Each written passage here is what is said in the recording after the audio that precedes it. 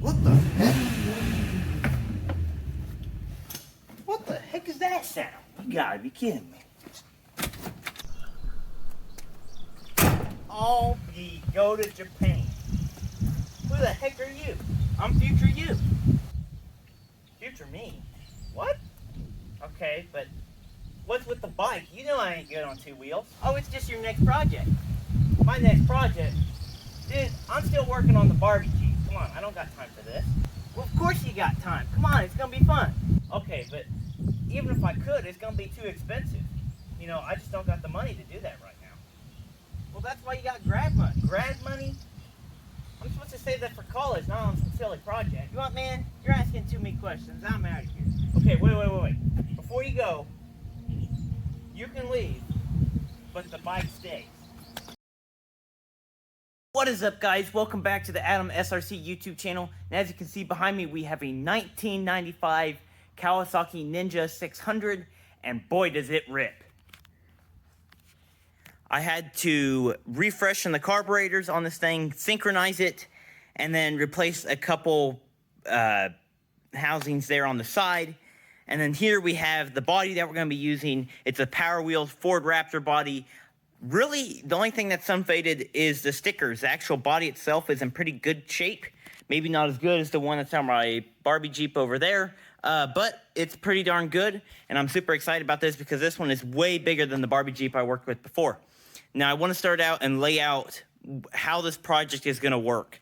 And so I'm going to be building a frame for this completely from scratch. On my Barbie Jeep build, as you guys may have seen, I used the existing frame off of a Polaris ATV, and this time I'm creating a frame completely out of pipe and from scratch. Now, I will be using suspension components from an ATV, which I'll show you guys later. The goal of this project is to make an ATV that dominates almost any other ATV. Of course, I know there'll always be better, but we have the 100 horsepower motor in this thing, and then we're going to be designing it so it's going to have a wheelbase of around 50 inches.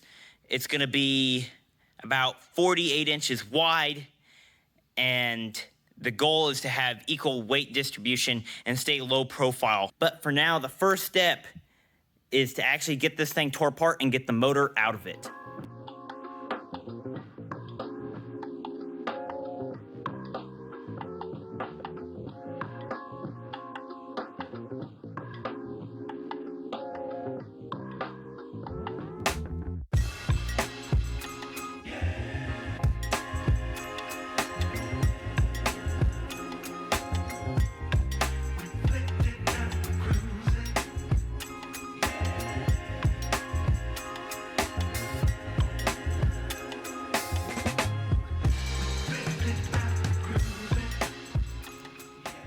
Well, there you have it. This thing is ready for the engine to be dropped.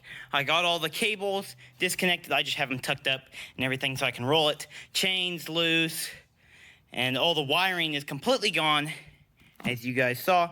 And I just need to get this motor dropped. I'm going to wait till I get my dad here. That way he can help me tackle this beast. Then over here in this pile, this is all the stuff that I don't need or am getting rid of. There's not a whole lot of stuff in value, but I think something maybe as simple as those grab bars might sell. Like, the plastics are trash, and a lot of that stuff is trash, like this. But, you know, just give them a chance. You know, all the frame will be sold. And then over here is the stuff that I'm keeping. The exhaust is mostly crap because it got pretty bad road rash and has some dents. But all the wiring, fuel pump, air intake, or air box, I guess, and then the coolant tank, temperature gauge, chain guard, all that stuff, you know, I'm keeping. But yep, I'm super thrilled, and this thing is going to be out of here very shortly. All right, guys, so I got her positioned over the car lift. I'm going to take either one of these tires. I got to figure out which one's going to hold the motor the best, and it's going to go underneath the motorcycle, and then we're going to lift the motorcycle up, set it down on the tire, unbolt the motor, and then once it's free, we'll lift the motorcycle frame all the way up and then pull the motor out underneath, set the motorcycle back down, and then we're done.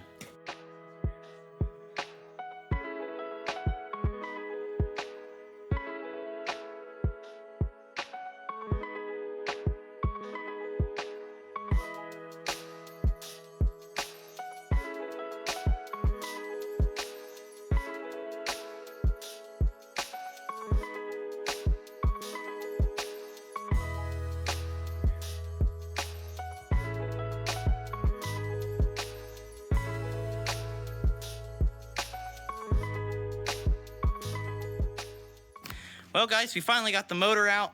Got it kind of strapped down. It's pretty precarious because, well, it's literally all the weights rest on that 2x4 down there, and it's a really tight mess under there. But I think we got the engine in a semi-stable spot, and now all we got to do is let the frame down.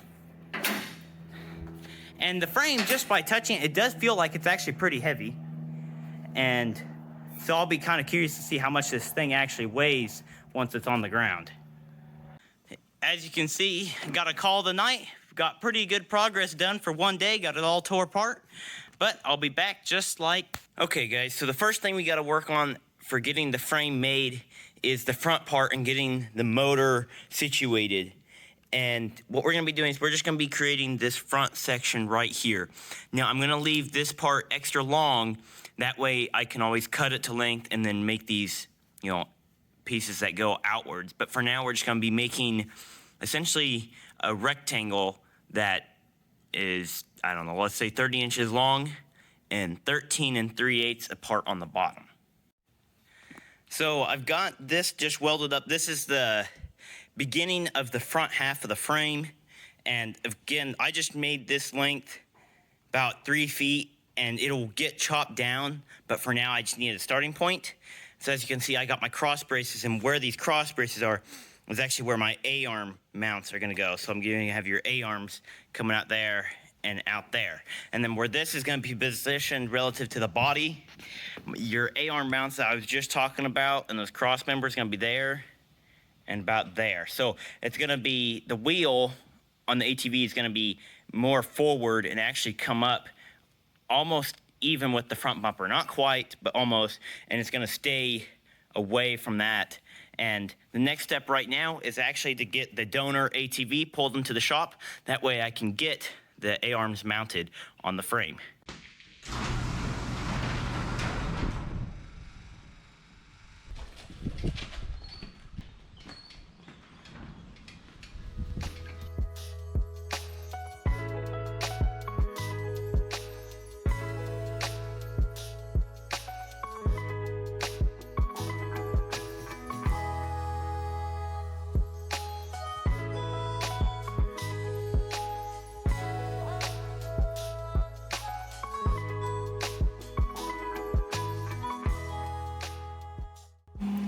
So now that I've got the ATV frame all stripped down, I'm gonna be stealing these brackets and at some point those top brackets too, to weld onto our frame that is over on that table. So I'm gonna get this taken care of real quick once I get these 4 bottom brackets on, and then we're gonna figure out and get them welded up on the frame.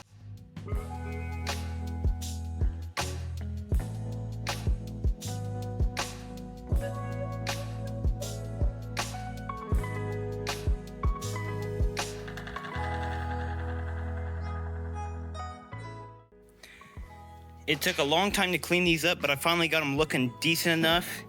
And now I've already tacked this side, just barely tacked it. And I think I like how it's gonna work, so I'm gonna go ahead and get this fully welded on, and then we'll work on the other side.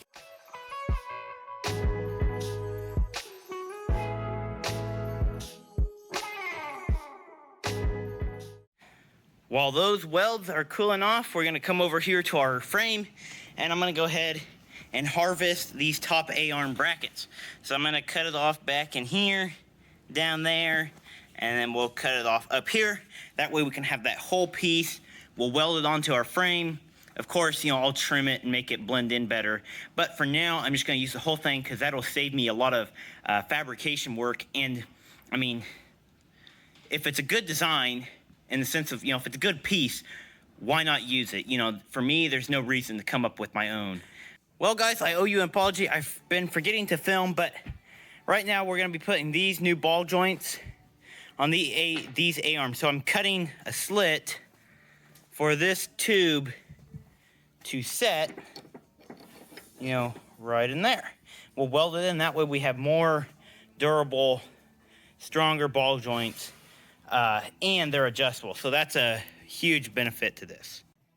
I'm going to interrupt here real quick because I didn't really explain it very well in the video. What happened was I found out that the ball joints in the original A-arms were completely worn out and they didn't allow enough travel on the suspension for what I wanted. So I ended up just cutting the old ball joints out and adapting new ones in. For the bottom A-arms, however, I just torched off the end of the ball joint, which you see me doing, and I'm doing a similar concept to what I did for the top A-arm. As I'm inserting a pipe in the A-arm that the new ball joint can slide in. So hopefully that kind of helped clarify exactly what happened in the stage that I just forgot to film.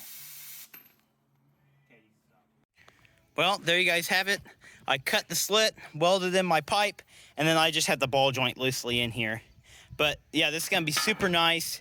Now I'll actually have adjustability, and it's definitely just as strong as what was on it before, if not better. And the main problem I had with the arms before, I didn't show this on camera, but the arms actually would go up like that, and then your ball joint would run out of clearance there. And so I decided to cut them off, weld them straight, and I just tacked it on the front there and there. That way, if I need to adjust it, I can. But I'm gonna go ahead and get the other A-arm done, and I'll get back with you when we start on the bottoms. Okay guys, so I went ahead and just got this bottom A-arm done off camera. It was just easier. But right now, again, everything's tacked in, and I can't hold it and do everything at the same time. But what I found out is I need to bend this and this up, because when I'm down here like this, I'm running out of travel on my ball joint. So I'm just gonna bend that up a little bit. Same with that one, which, you know, I kind of predicted. And then this will actually be ready to go. I'll fully weld it in once I get it. And then, well, I can start working on other things. But yeah, this is super exciting because this suspension was originally looking like it was not gonna work and I was gonna have to do something completely different. Turns out all I had to do was cut out the ball joints, weld in some new ones, and now I'll have ball joints that are, number one, replaceable, and number two, bigger and better. So I went ahead and got this tacked into place, and I didn't really measure anything. I did eyeball it pretty good, and I'll measure it and check it out, but honestly, if everything checks out, I may leave it where it is because all the fine-tuning adjustments I can do with my ball joints. And so if we move the suspension up and down, right now we have some camber that's going down. I can't remember, I think that's negative camber. I could be wrong though, I have a 50-50 shot. And as you go up, it's pretty much flat. So we definitely have a little bit of tuning to adjust, but for the most part, I think this is pretty solid there. I also added some caster. Basically, what that means is if you guys were looking at the hub right now, it's going to be angled forwards to the front of the ATV, and that's going to give me quicker steering response. Of course, this is exaggerated. That's one of the things I need to double check is make sure that my angle of caster is not too aggressive, but also not too relaxed. I need it to be in a happy medium. I've done some research on the internet, and about 4 degrees is where you want it for ATVs. As far as racing ATVs, again, it all depends on what the purpose of this vehicle is going to be. That determines the angle of your caster. So I need to check all that out, but other than that, the next step is to mimic this setup on the other side. So I already have all my A-arms done. I just got to get this top A-arm mount. I got to chop this off and re-weld on some new pipe, and then this thing will be ready to go.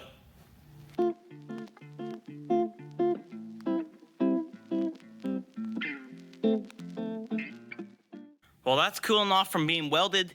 Now I'm gonna figure out how I'm actually gonna hold this motor and get it off of this dolly, because we need to hold it above the frame that I just welded up, make sure and clear it, that everything clearances. So I got an idea. Let me put you guys on a tripod and I'll explain it.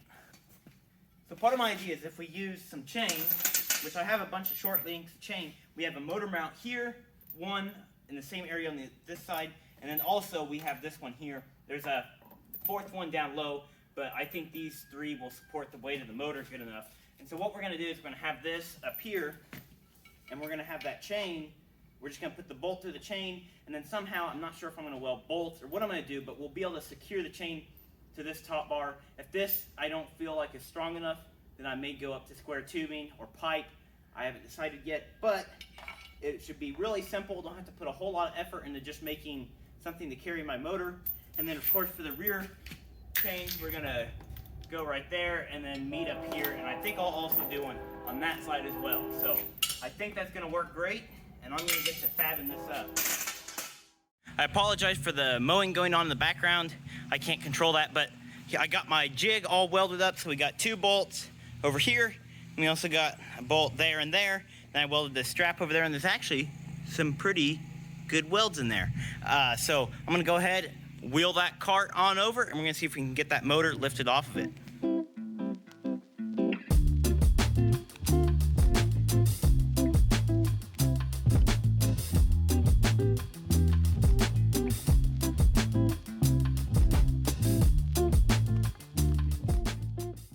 So now that everything's in place, this thing's actually looking really good, and I'm starting to think this is gonna turn out pretty well.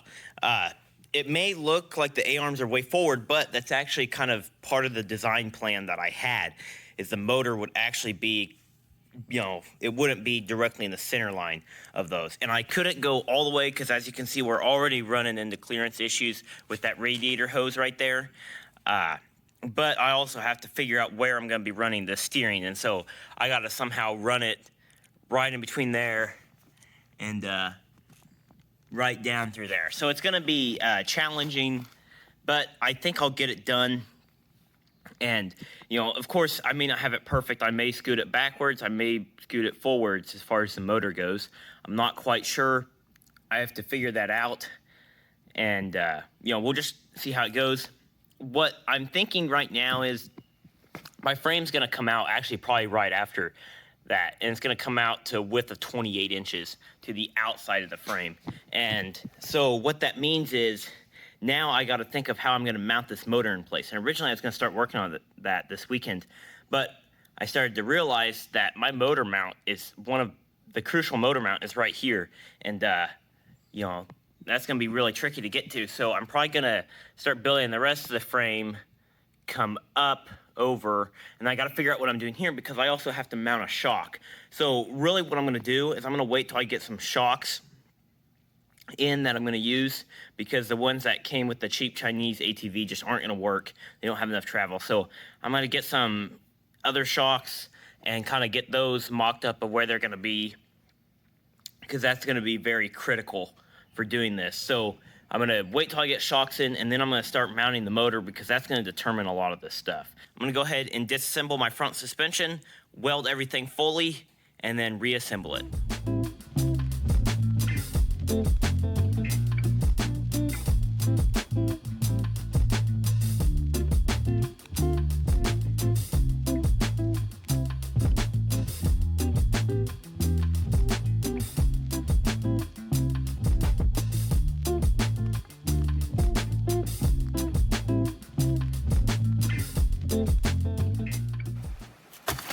Since we already have everything apart, I figured I'd go ahead and put some fresh bearings and seals in these hubs. And why not go ahead and spend the extra money and put some tin can bearings in these things? That way they're spinning perfect.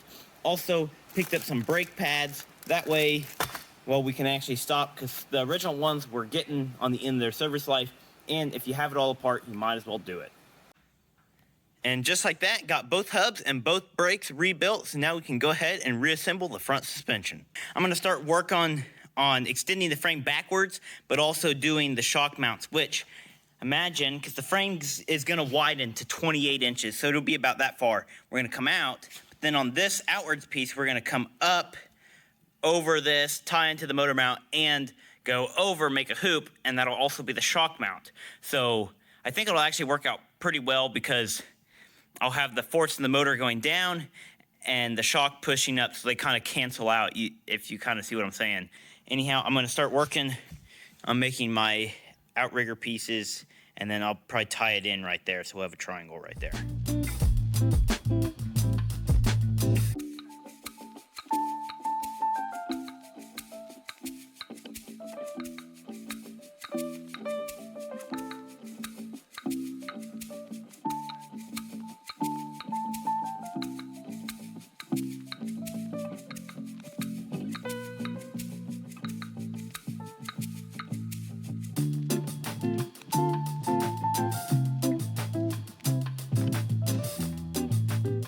So now that I finished extending the width of the frame, I'm gonna add an X brace right in there, because if you notice, we're down to single joints right there. Now it is one continuous length of pipe, so it is stronger than a weld joint, but I still like to play it safe with the weight of the motor right there.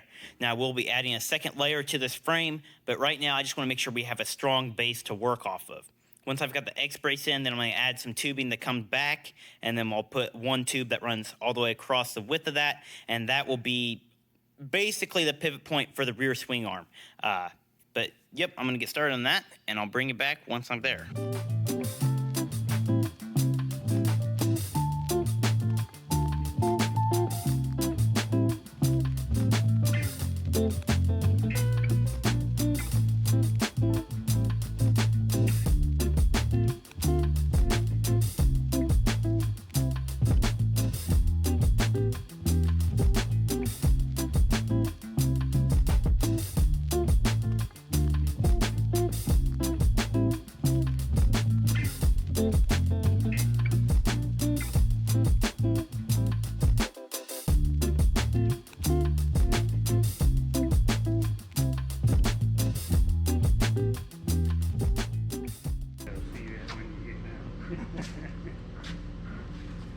There's your motor, huh?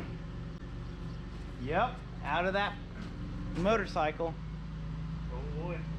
It's one of those things where I had to take the bike off the motor, not the motor out of the bike.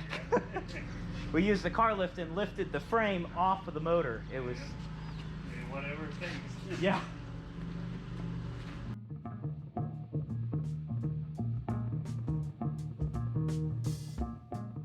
Now that I've finished extending the frame backwards, I've added my X brakes.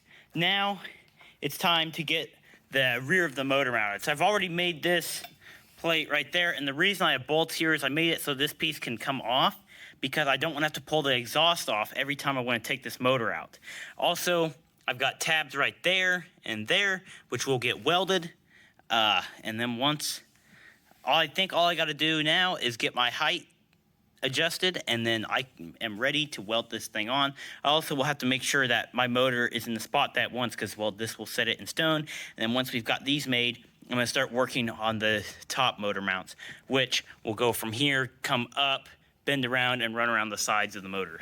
Well, I went ahead and fully welded it in, and I'm pretty happy with how my motor is placed. It seems to be just about right, forward and back and side to side, so I can't really complain.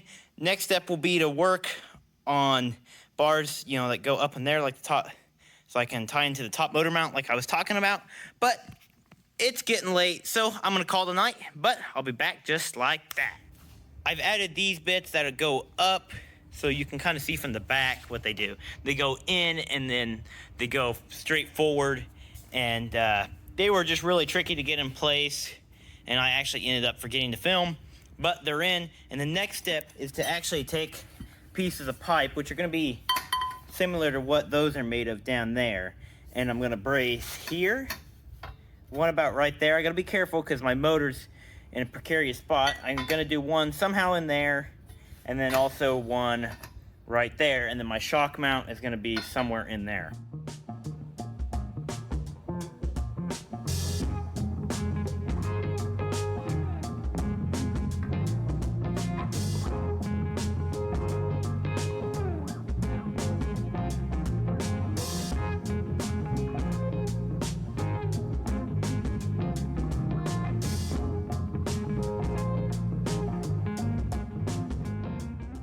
I've got all those braces fully welded in, so now I want to start on making my upper motor mounts. So over here on the bench, I've already got the parts made. So we've got a flat plate, a piece of angle iron, and then this washer will go right up in there, bolted to the motor.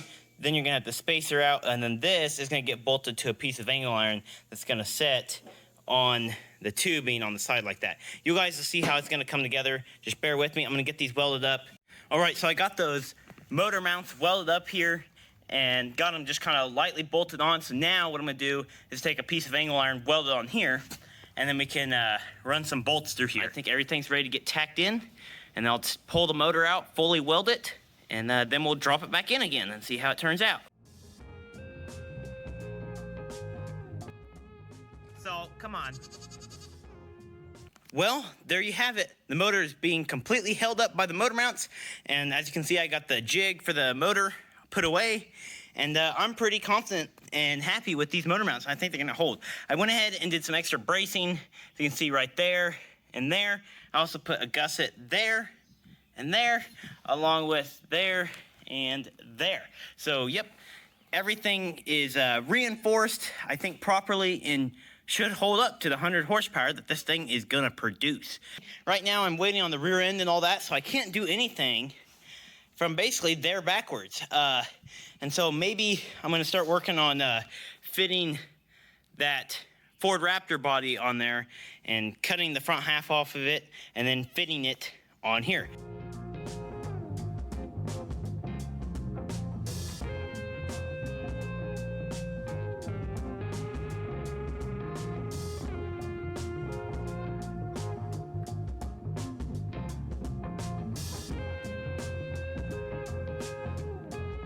Before I get too far cutting up the body, I'm gonna go ahead and mount the front shocks because I can do that. And hopefully I should be getting my swing arm soon, so I'll be able to start working my way back. But kind of got a design for how I'm gonna mount the shock. So right here, this is what it's gonna look like. Of course, it's gonna be welded up, but I got my bolt holes.